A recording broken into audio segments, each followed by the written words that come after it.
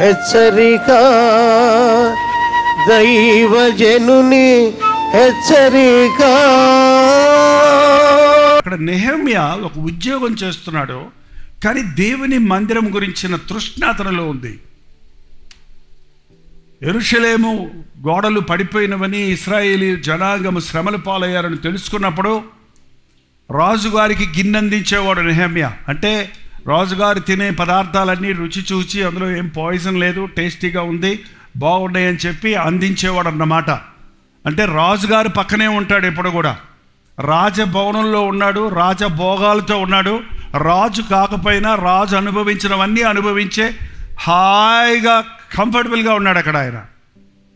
కానీ అక్కడెక్కడో యెరూషలేములో దేవుని ప్రజలు బాధలో పడుతున్నారు, మందిరం పడిపోయి ఉన్నది, మందిరాన్ని పునరుద్ధరించాలి అన్న విషయం తెలిసినప్పుడు కూర్చుండి ఏడ్చి ఉపవాసం ఉండి కొన్ని దినములు ప్రార్థించడనుంది బైబిల్లో అండి. తన పాపములు, తన పితరుల పాపములు ఒప్పుకొనుచు ప్రార్థన చేశాడు. కొంతమందికి ఇవాళ ముఖ్యమైన డ్యూటీస్లో ఉన్న వాళ్ళకి లీవ్ దొరకదండి. చాలామంది ఎందుకు రాలేదు ఇలాంటి మీటింగ్ అంటే, మాకు లీవ్ దొరకలేదు, ఆదివారం కూడా ఆలయాలకు రాలేకపోతున్న వారు ఉన్నారు ఈ రోజుల్లో చాలామంది. రాజుగారి దగ్గర ప్రాముఖ్యమైన పని చేసే నెహెమ్యాకు పర్మిషన్ దొరకటం, లీవ్ దొరకటం అంత సులభం కాదు.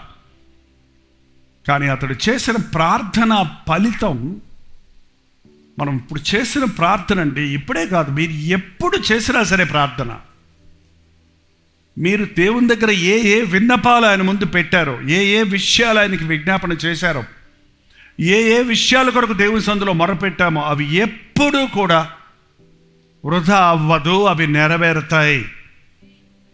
మీరు ప్రార్థనలో ఏమేమి అడుగుతున్నారో అవి మీకు దొరికినవి అని నమ్మిన ఎడల మీకు దొరుకును. అంతేకాదు, ప్రార్థన చేసినప్పుడు మన మార్గాలు సరళమవుతాయి.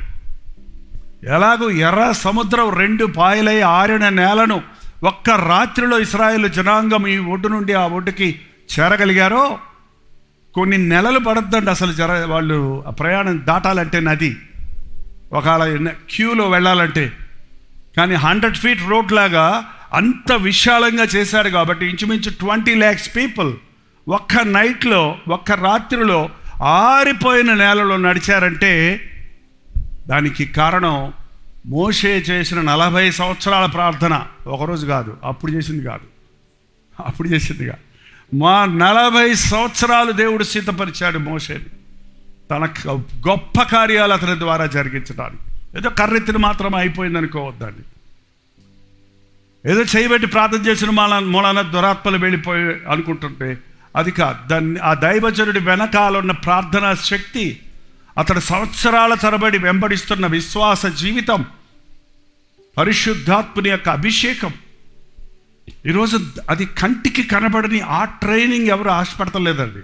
ఏదో బైబిల్ ట్రైనింగ్ అంటే గబగబా 3 నెలలు ఏదో చదివేద్దాము, 6 నెలలు చదివేద్దాం, లేదా 3 సంవత్సరాలు సంపాదించి ఒక డిగ్రీ పెట్టుకుందాం అనుకుంటున్నారేమో. కానీ ప్రభువు చేతుల్లో సిద్ధపడటం అనేది మనకు తెలియకుండానే దినదినము దేవునితో సహవాసం చేస్తుండగా, ఆయన వాక్యాన్ని ధ్యానిస్తుండగా, ఆయన సందులో ప్రార్థిస్తుండగా, ఇలాగ సమాజంగా కూడి మనందరం కలిసి ప్రార్థిస్తూ ఉన్నప్పుడు ఈ ప్రార్థనా ప్రభావము మన మీద ఎంతగానో క్రియ జరిగిస్తూ ఉంది.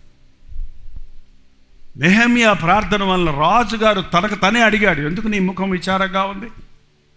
నా ప్రజలు కష్టాల్లో ఉన్నారు, నేను విచారంగా ఉండొద్దా అని అడిగితే అతనికి పర్మిషన్ ఇవ్వడమే కాదండి, తాకీదులు అంటే డెబిట్ కార్డులు, క్రెడిట్ కార్డులు అనమాట. ఇప్పుడు అట్లా చెప్పాలి భాష. ఎక్కడన్నా చెల్లుతాయి, రాజుగారి కార్డు ఎక్కడ పెట్టా చెల్లుద్ది అనమాట. తాకీదులు ఇచ్చి పంపించాడు. ఇక్కడ అతడు కట్టడము, ఆ కట్టడాలు, అది గోడలు కట్టడానికి వాటి విషయమే అతను జవాబుదారి తీసుకున్నాడు. ఎజ్రా మనుషుల హృదయాలను, పడిపోయిన మానవ హృదయం, పడిపోయిన భక్తి జీవితం, పాడైపోయిన హృదయ జీవితం, దీనిని సరిచేయటంలో ముందుగా ఉన్నాడు. వీరిరువురు సమకాలికులు, ఇరువురు కలిసి పనిచేశారు. బయట మందిరపు ప్రహరీ, మందిరపు స్ట్రక్చర్ విషయంలో నెహెమ్యాను దేవుడు వాడుకుంటే, మనుషుల హృదయాలలో పరిశుద్ధాత్మ కార్యం జరగడానికి, మనుషుల హృదయాలలో పునరుద్ధరించబడడానికి, వారు పోగొట్టుకున్న సంతోషము, పోగొట్టుకున్న విడుదల, పోగొట్టుకున్న భక్తి, విశ్వాస జీవితాలను, ప్రార్థనా జీవితాలను సరిచేయడానికి దేవుడు ఎజ్రాను వాడుకున్నాడు. ప్రార్థన. ప్రభువా, ప్రేమగల తండ్రి, నీకు వందనములయ్యా. ఈ ఆవరణలో ఉన్నవారు మాత్రమే కాక ఈ లైవ్లో వీక్షిస్తున్న వారిని చూడు నాయనా. రావడానికి అవకాశం ఉండి కూడా ఇళ్లలోనే కూర్చున్న వారిని చూడయ్యా. ఇక్కడున్న అనుభవము, ఇక్కడున్న సన్నిధిని వారు అనుభవించినట్లుగా సహాయం చేయము. ఒక్కొక్కరిని ఎన్నుకున్న దేవుడు ఉన్నావు కనుక మా వంతు చప్పున మా పనిని మాకు అప్పగించాలనుకుంటున్నావు కనుక మా కొరకు నీవు నిర్ణయించిన పనిని చేయటానికి, నీవు ఆశించిన స్థాయిలో బ్రతకడానికి, నీ సాక్షులుగా మేము జీవించడానికి సహాయం చేయను ఆయన. నీ ప్రణాళికలో మేమున్నందుకు వందనములు నాయన. మా కొరకేదో ఒక గొప్ప కార్యము నీవు చేయబోతున్నావని, తగిన సమయమందు నీవు మమ్మల్ని హెచ్చించబోతున్నావని, ఉపయోగించుకునబోతున్నావని, ఈ సిద్ధపాటు సమయాలు వృధా కావన్నది మేము గుర్తించి మమ్మల్ని మేము సిద్ధపరచుకున్నటకు సహాయం చేయి. పరిశుద్ధాత్మ కార్యాలు మా అంతరంగాల్లో కొనసాగించము, ఈ పరిచర్యలో కొనసాగించము. అనేకులను మాలో నుండి లేవనెత్తి ఉదిగంతముల వరకు నీ సాక్షులుగా ఉంటకు సహాయము చేయమని యేసు క్రీస్తు నామములో అడుగుచున్నాము తండ్రి. ఆమేన్, ఆమేన్, ఆమేన్.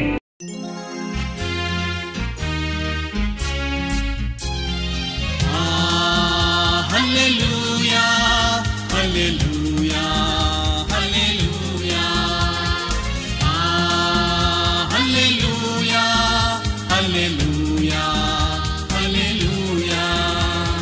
కలువరి ప్రేమే మధురం, కలువరి ప్రేమే మధురం, కలువరి ప్రేమే మధురం, కలువరి ప్రేమే మధురం.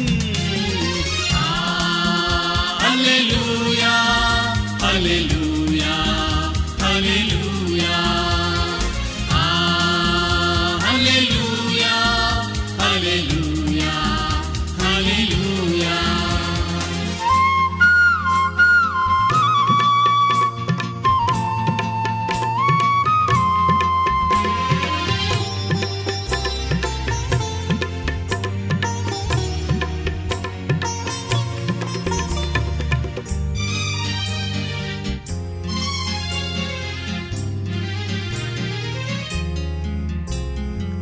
సిలువపైన విలువ త్యాగం చేసినావుగా,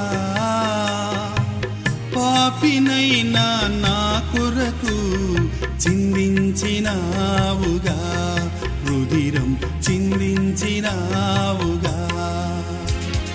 కలువరి ప్రేమే మధురం, కలువరి ప్రేమే మధురం, కలువరి ప్రేమే మధురం, కలువరి ప్రేమే